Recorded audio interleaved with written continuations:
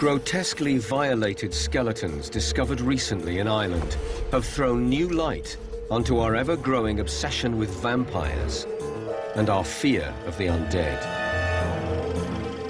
This burial was very obviously treated in a violent and aggressive fashion.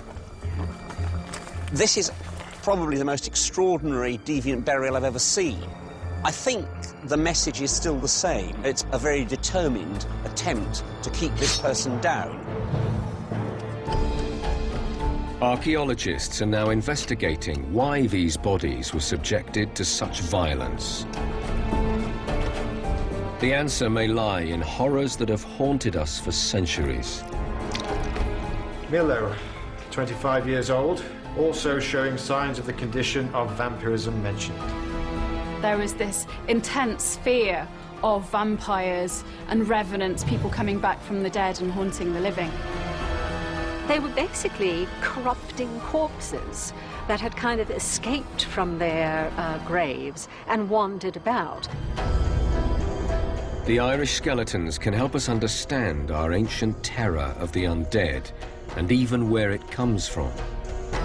To explain these shocking burials, archaeologists must unlock clues from mysterious medieval texts and harness modern forensic technology.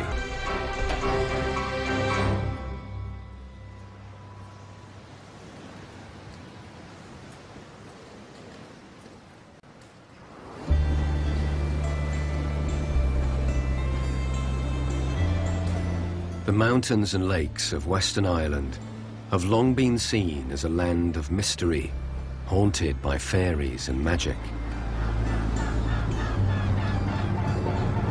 In 2004, archaeologists began an excavation in a little-known area called Kilteashen that would open a window onto our darkest fears. They were searching for a medieval bishop's palace dating from the 12th century. When we lifted up the stones themselves in here, we literally had faces looking back at us. Based upon where these cuttings are actually located, the density of burials and their depth, and if we sort of assume that all the areas in between are similarly filled with burials, we're probably looking at a total burial population of between 2,500 and 3,000 people, which makes it a very, very, very substantial cemetery.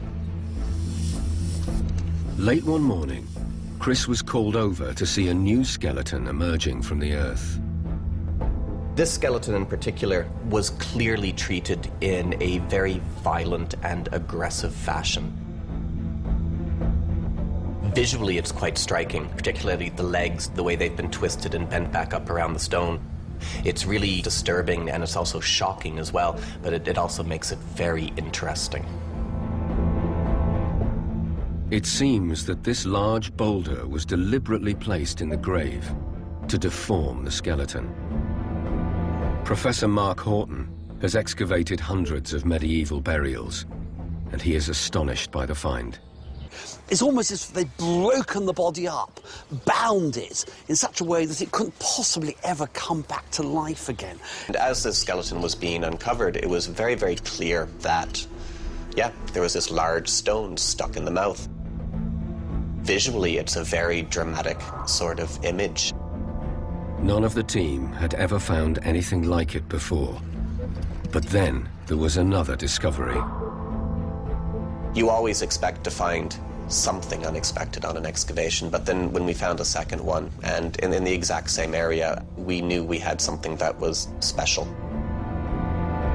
But why were these bodies treated with such violence after they were already dead? Even in this violent age, the mutilation of these bodies was extraordinary. Were the people who buried them afraid of what they might become?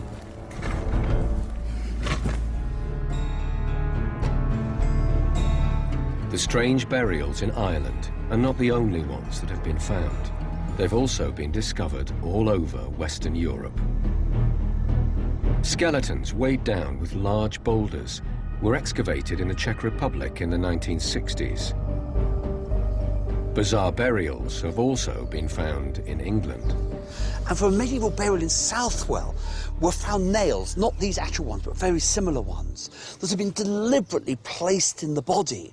So one was found through the right shoulder, another one was in through the heart, and another one through the left ankle. It's almost as if they deliberately placed them there to make sure that the body could never rise up again.